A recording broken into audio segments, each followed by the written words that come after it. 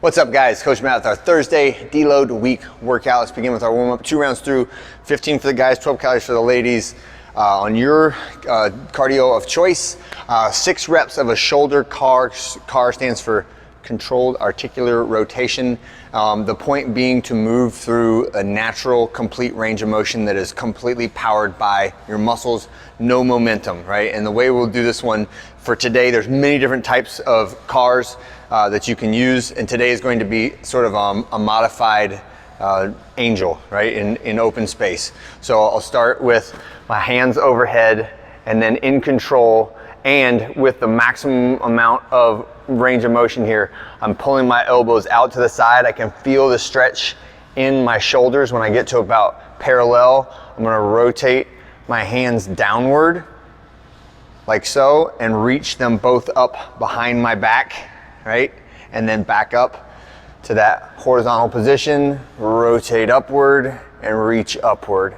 And I'm going a little bit slower than what you should do, right? But I can already feel just doing that and squeezing my arms behind me, this the same way I would be as if I was doing a wall angel. I just have that extra little twist at the end.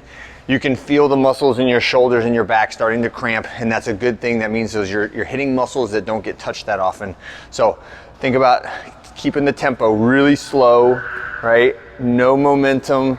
Try to pull through. If there's any little notchy parts, this will actually help to calm down some of those pieces of the shoulder or the joint that might be inflamed by moving it across the whole range of motion of the joint, okay? All right. Another thing that it'll do is it'll tell you if there's like a sharp stabbing pain at a very specific range of motion, it'll tell you kind of like, well, this is my trouble spot and maybe I need to avoid it or like allow that piece to calm down.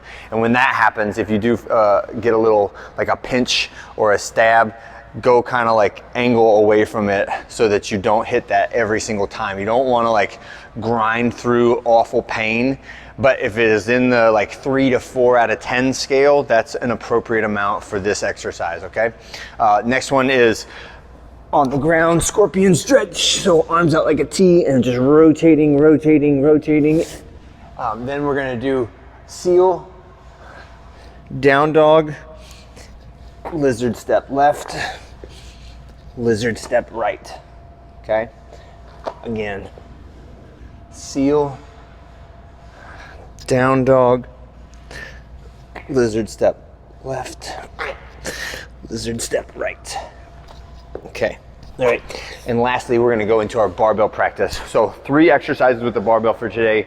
There's a strict shoulder press, there's a push press, and there's a bent over barbell row. In the range, and for everyone, this is meant still to be in sync with deload week. However, the phase of strength training that we're on for vertical pressing is volume accumulation. So instead of our seated presses on this one, we're gonna do push presses and shoulder presses because we're still working on that vertical press. And there's a progression of reps and percentages that I want everyone to use when they get into it.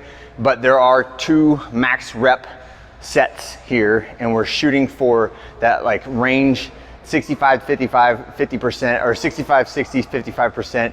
It should be in the high teens for the rep numbers that we get, okay? So what I'll do is take my bar, shoulder press until I can't do it anymore, and set it back in the rack, 20 seconds, right? Try to look at the clock, try to rest like just enough to shake your arms out, right? You don't wanna go directly from failure right to the next one, and then take the bar back out, exactly the same weight, dip, drive, press. Now I'm using the push press movement, again, until I fail, and then I can set it down on the ground, and then after 20 seconds, I'm doing bent over barbell rows, okay? So those are the 3 movements I want you to practice in the warm-up. Do some reps with the PVC pipe, do some reps with the empty barbell, and then do some reps, a handful of reps with the 65 or 60 or 55% that you're gonna use for the workouts. We're gonna go 3 times through that. It should be a significant amount of burning sensation and failure in the shoulders and the triceps when we do that, and that is the point of this exercise. We're only gonna do it 3 times through, but it should be a very potent little set there, even at 65%.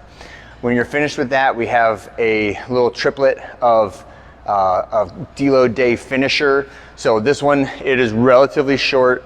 It is meant to be like a little burst of intensity at the end, but I don't want you to die, okay? So just think, get your heart rate up, shorter duration, moderate intensity, have a little feels of the intensity feeling when you finish here. So 25 calories for the guys, 20 for the ladies, then down to 12 push-ups all the way down, and then elbows straight at the top, and then 6 reps of alternating hanging knee raise, okay? So the standard version of this, you can use the kipping motion, but rocking back and forth, alternating knee raise like this.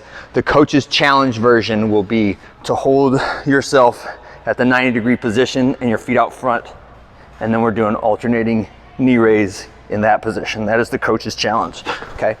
And that is just significantly more challenging, but hey, it's a little blip at the end of deload week. You can handle it.